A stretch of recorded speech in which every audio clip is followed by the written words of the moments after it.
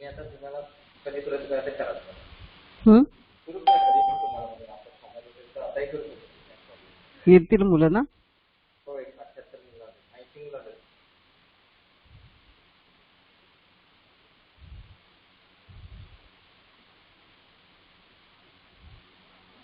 2-3 मिनिटं बघते. चालेल. हं. मी इथे थांबतो. हां हां.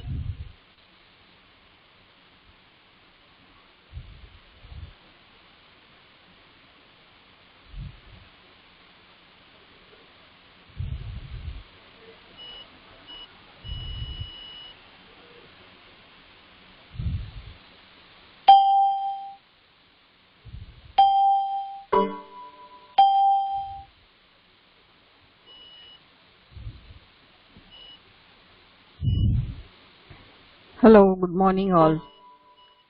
Today we will learn about paramyxoviruses. Paramyxoviruses are the important pathogens of infants and children and are responsible for a major part of acute respiratory infections. These viruses are large, pleomorphic, spherical in shape. Size is about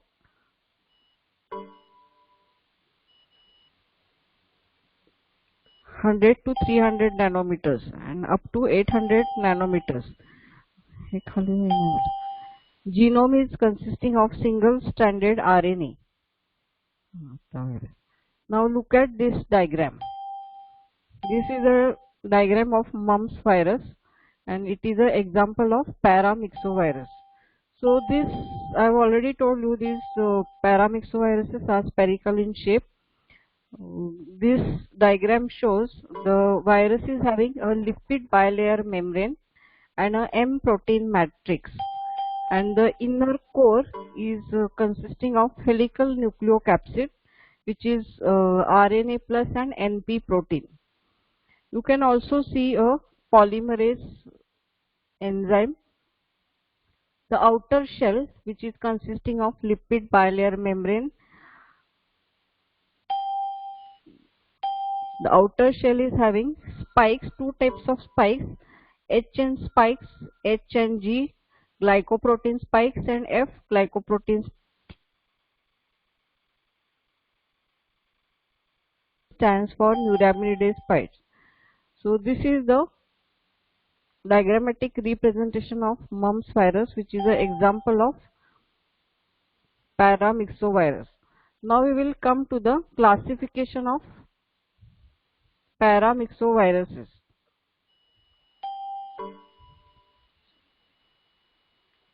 Paramyxoviruses are classified as rubella virus, parainfluenza viruses, pneumovirus and morbilliviruses. Example of rubella virus is mumps virus. Parainfluenza viruses are of 4 types, 1, 2, 3 and 4. Pneumoviruses example is respiratory syncytial virus, and morbillivirus example is measles virus. Now we will see each viruses in detail. So first we will come to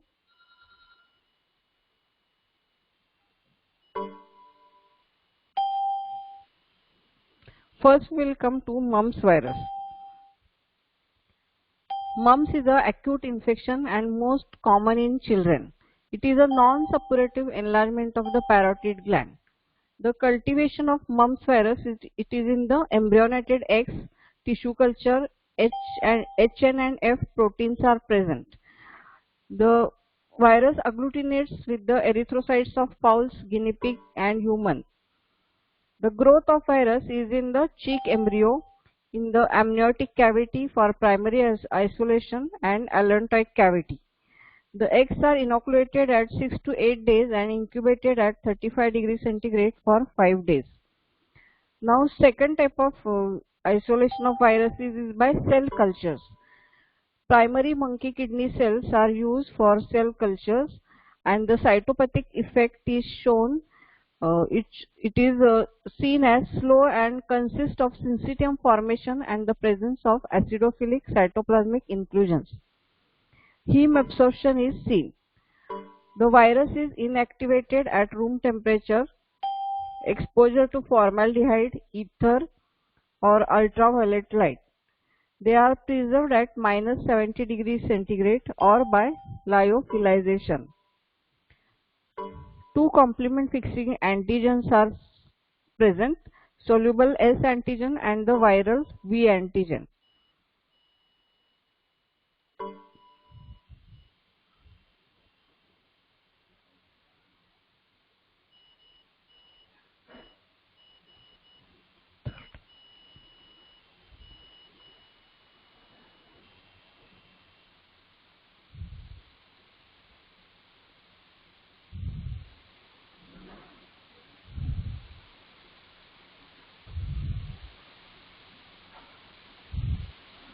Now we will see the clinical features of the virus mumps infection.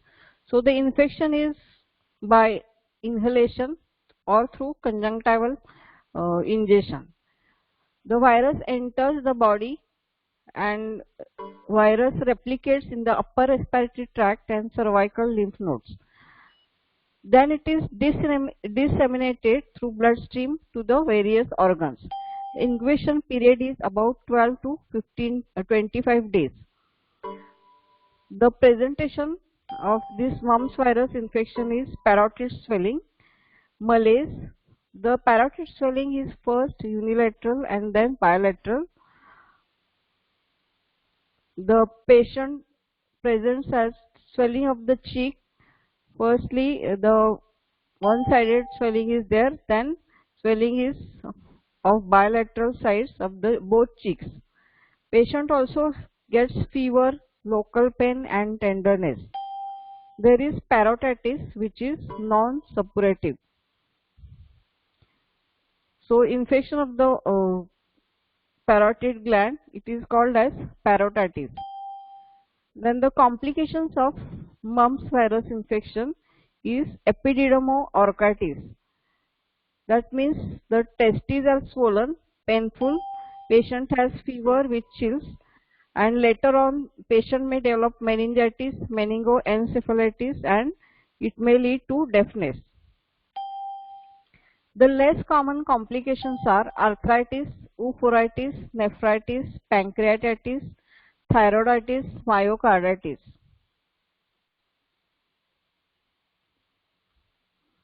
Transmission is by direct contact, airborne droplets, fomites, contaminated with saliva and urine. Then we will come to the laboratory diagnosis. For laboratory diagnosis, the specimens which we have to collect are the saliva, urine or CSF according to the progress of the disease. Then next step is virus isolation, serological diagnosis and molecular diagnosis by PCR. Now next we will come to virus isolation. So virus isolation is done in the monkey kidney cell cultures, human amnion or HeLa cells. Virus growth can be detected by heme absorption and identified by heme absorption inhibition test using specific antiserum. Immunofluorescence testing of infected cell cultures can also be done for the virus isolation. Then inoculation of cheek embryos by amniotic route, direct antigen detection by immunofluorescent antibody techniques. Now we will come to the serological diagnosis. For this, the samples we have to take is the rise in titer of antibodies in paired serum samples. So paired serum sample means samples which are collected in a gap of with 10 days. For example, 10 to 15 days. One sample is taken and the next sample is collected after 10 to 15 days. So these two samples are called as paired serum samples. For serological diagnosis, we have to do complement fixation test and heme agglutination inhibition test. Then also IgM ELISA test, PCR, reverse transcriptase PCR. Now we will come to the prophylaxis of mumps infection. For prophylaxis, Gerryl Lynn strain, which is attenuated by passage in X, and this vaccine is given after 1 year. It is a single subcutaneous injection. Now a combined vaccine is also available. It is MMR vaccine. So this MMR stands for measles, mumps and rubella. This mumps vaccine is combined with measles vaccine and rubella vaccine. This consists of Leningrad Zagreb and Leningrad 3 Gerryl Lynn strain, RIT 4385 or Ureb AM9 strains grown in cheek embryo. This vaccine is given at the age of 15 months. It is also a single subcutaneous injection.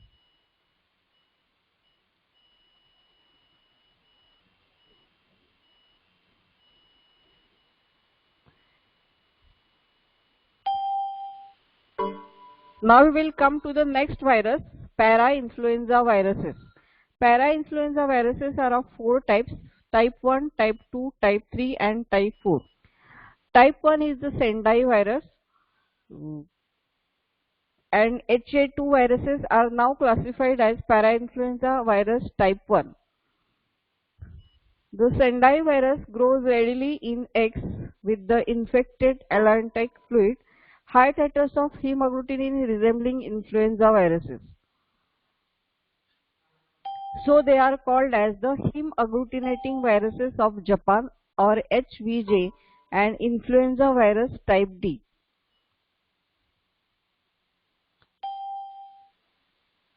So you keep in mind that this Sendai virus, it resembles influenza virus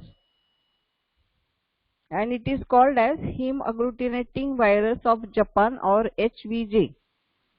Then the next virus is para-influenza virus type 2.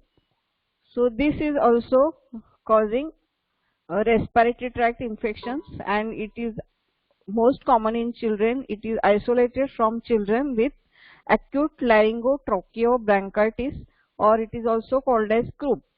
So it was therefore known as croup associated virus or CA virus. Then third para-influenza virus is para-influenza virus type 3. This is isolated from children with respiratory infection. It is named as heme absorption virus 1 and HA1.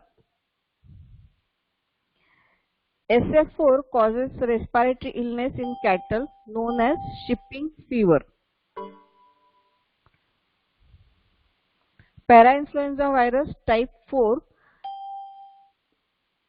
it is most common in children and it causes mild respiratory tract infections. The clinical features of parainfluenza virus is that it is most common in children. It causes respiratory infections in children, upper and lower respiratory tract infections. Then it causes croup, bronchitis, bronchiolitis, pneumonia. It is also seen in adults. In adults, it causes sore throat, hoarseness of voice, and parotitis. Laboratory diagnosis: you have to collect throat swabs or nasal swabs. Virus isolation is done in primary monkey kidney cell cultures, and it is detected by immunofluorescence, heme absorption inhibition, heme agglutination inhibition, and serological diagnosis is done by ELISA, heme agglutination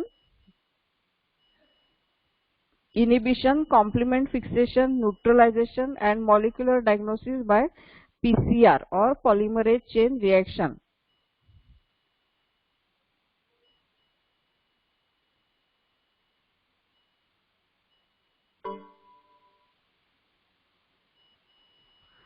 Then next is the respiratory syncytial virus. Respiratory syncytial virus is also called as chimpanzee coryza agent or CCA. It was isolated from chimpanzees, so it is called as chimpanzee coryza agent. It is most common in children, and the children present with lower respiratory tract infection.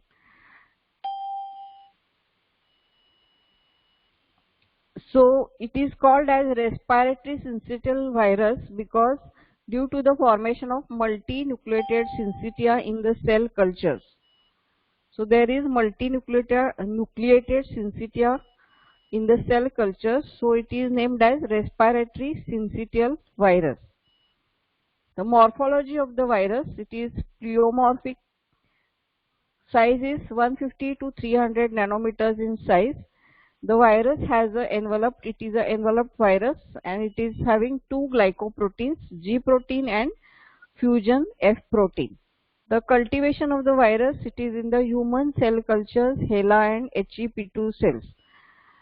The clinical features of this respiratory syncytial virus is patient presents with febrile rhinorrhea, cough, wheezing, lower respiratory tract infections, and tracheobronchitis, bronchiolitis, and pneumonia. The many times patient presents with otitis media.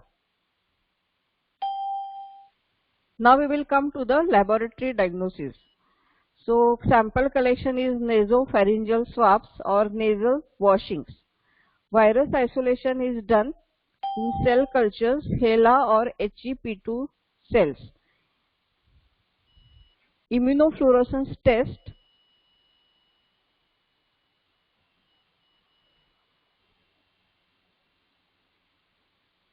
Serological diagnosis: ELISA, complement fixation, neutralization, and polymerase chain reaction. Then the next virus is Newcastle disease virus or NDV. It is also called as avian paramyxovirus type 1. It is a natural pathogen of poultry, and it causes explosive outbreaks of pneumoencephalitis or influenza. In India, it is known as Ranikhet virus. So this infection, it is most common, the human infection is most common in the poultry workers, because it is a natural pathogen of poultry. Infection is most common in poultry workers. It is a self-limit, the patients present with a self-limited conjunctivitis.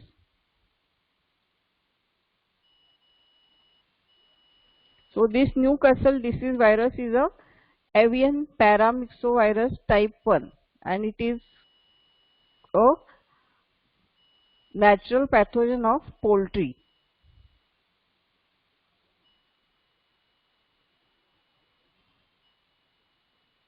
Then the next virus is measles virus, or it is also called as rubeola. Measles virus or rubeola. This virus, I have already shown you the diagrammatic representation. It is a spherical virus, pleomorphic particle, size is 120 to 250 nanometers in diameter. It is having a helical nucleocapsid, is surrounded by the lipoprotein envelope. It is having hemagglutinin H spikes and envelope F protein, which mediates cell fusion and hemolytic activities. The cultivation, human or monkey kidney and human amnion cultures.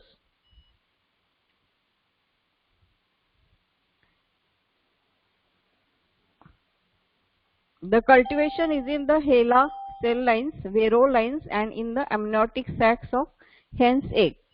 Multinucleate giant cells, Warthin Fingeldase cells, are found in the lymphoid tissues. These are the multinucleated giant cells.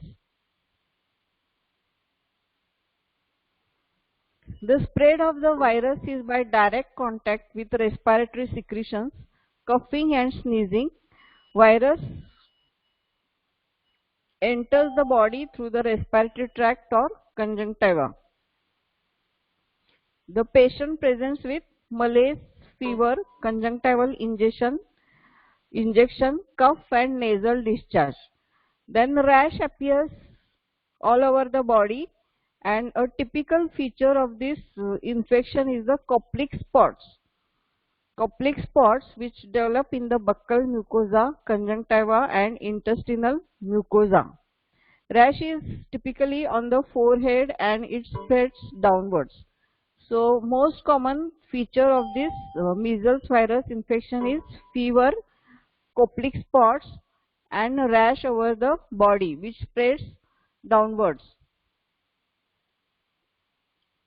The complications of measles infection are croup, bronchitis, pneumonia, otitis media, fatal giant cell pneumonia, meningoencephalitis, subacute sclerosing panencephalitis, protracted diarrhea, recovery associated with allergic eczema or asthma, Hodgkin's disease or lipoid nephrosis. It causes labor in the pregnant woman, spontaneous abortion or premature delivery.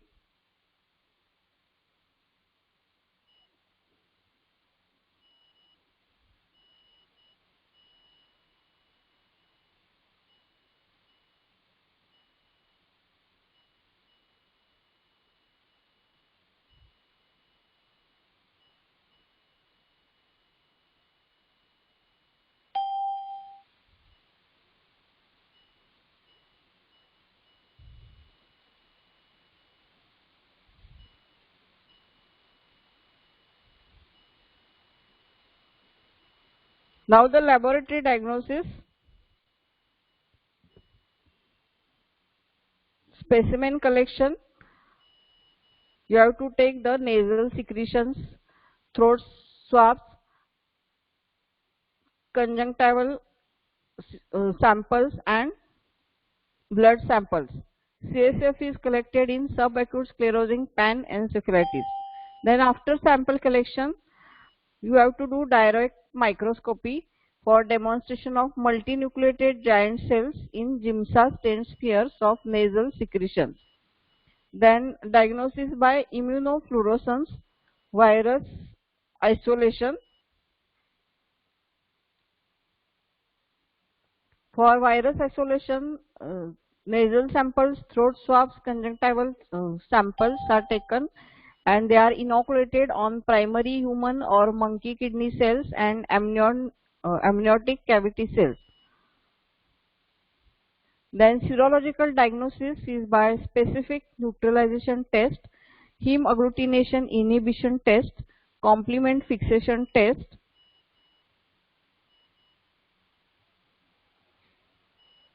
For measles specific IgM, and high titers of measles antibody are seen in CSF for subacute sclerosing panencephalitis, and molecular diagnosis is by PCR. Prophylaxis of the measles infection. Passive prophylaxis or passive protection is by giving normal human gamma globulin, which is given within 6 days, and in children with immunodeficiencies and pregnant women. So there is a high risk of measles causing complications in the immunodeficient patient and pregnant women. I have already told you it may cause abortion. Also for prophylaxis or passive protection, you have to give normal human gamma globulin in the immunodeficiency patients and the pregnant women. Active immunization is given as live attenuated measles vaccine. The Edmundston strain is used in the vaccine, and Schwartz and Morton strains, which is effective only in children older than 15 months. Then Edmundston and Zagreb strain is used in the developing countries, and in advance it is given at the age of 9 months in the developing countries, and in advanced countries this vaccine is given at the age of 15 months. Then the combined vaccine is the MMR vaccine. I have already told you it is combined with measles, mumps and rubella. MMR is measles, mumps and rubella. It is a combined vaccine which is given at the age of 15 months. It is a single vaccine given as a single subcutaneous injection. Thank you.